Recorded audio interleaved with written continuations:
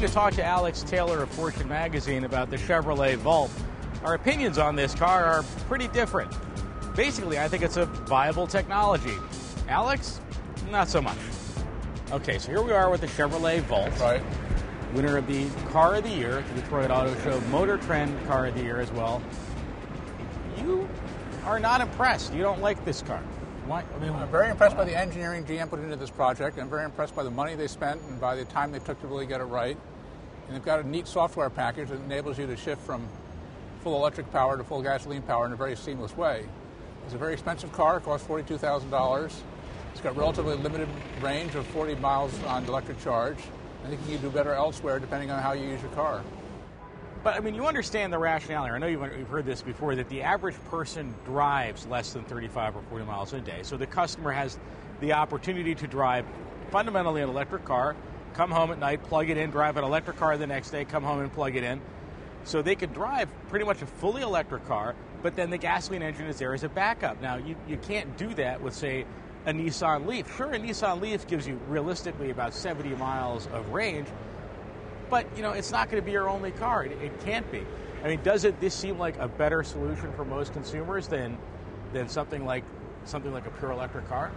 This would make a great second car for people who as you point out, only drive 40 miles a day, but going on longer trips, you're hauling around a lot of batteries, not getting much use out of them, because this car runs as a pure gasoline car. Once you get beyond the 40 miles, you've exhausted in the battery. So it's a good car for limited uses. If you got an emergency and you want to go further than 40 miles during your lunch hour or something, you're running on gasoline power. So you're paying a lot of money, again, $42,000 for 40 miles of all-electric driving, which to me is not a very good trade-off. Well, financially, there's 2 points here. First of all, of course, it does qualify for a $7,500 electric car tax credit, which a car like the Nissan Leaf does too. So you get that. So that takes you down to about $32,000 roughly in there. And let's face it, I mean, if you're driving a lot of the time without using any gasoline, electricity in most places is going to be a whole lot cheaper. You are saving substantial amounts of money. So it's not like the car is useless after that. Okay, so it gets 35 miles a gallon overall, combined city and highway driving. That's still better than most cars, and you spend a lot of time driving without gas. How's this not making sense? It's not better than a Prius, and a Prius will cost you $10,000 less. The Prius plug-in isn't out yet, but that car will take you 12 miles on a charge, and you can plug it in very quickly, and it recharges very quickly. But once you're out of a charge of the Prius plug-in, you can drive it as a hybrid. So your combined electric and hybrid mileage will be much better than your combined mileage in a Volt, plus it costs you $10,000 less. To me, that's a pretty good trade-off. $10,000 less, but remember, the Prius also is not going to qualify for the full $7,500 tax credit because of its more limited range. You're going to probably get a smaller tax credit on that.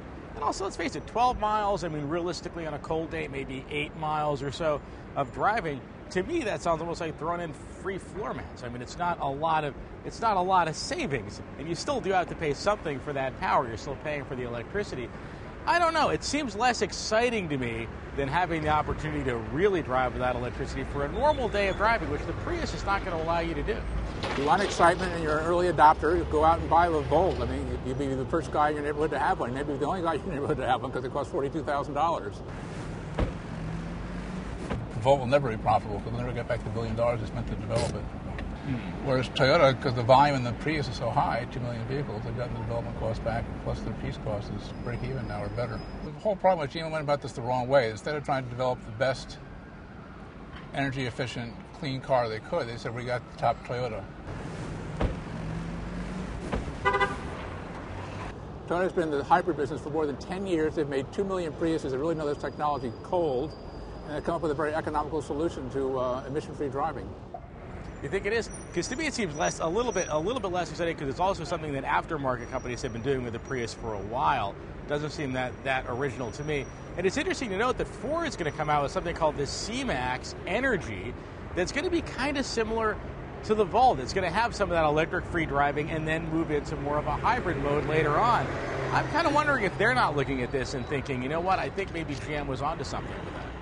Well, you just made a point right there. It goes from electric to hybrid. The Volt goes from electric to pure gasoline, so you lose a lot of mileage there. And this technology has not been copied by any other manufacturer in the world, as far as I know. As soon as Toyota came out, everybody rushed to do their own version of the Toyota hybrid, but nobody's rushing to do their own version of the Chevrolet Volt. In fact, Cadillac decided they wouldn't do a version of the Chevrolet Volt because it's too expensive. Well, one point there is there may be some patent issues involved, but also remember when the Volt does go into gasoline-only mode, you've driven the Volt, right? It drives kind of like a hybrid. In other words, the engine does shut off at stops, and it does make use of some reserve energy that's in the battery. So I just want to make that point. It is pretty hybrid-like. Yes, you're right. It does carry around extra battery weight, so the mileage is not as good as it would be if it weren't carrying all that extra battery power. But, again, you made up for some of that by driving that 35-mile range without electricity. If I could only buy one car, I had a limited budget, and I wanted to help the environment, I'd buy a Prius plug-in. If I could afford two cars and want to support General Motors in Detroit, I'd buy a Volt.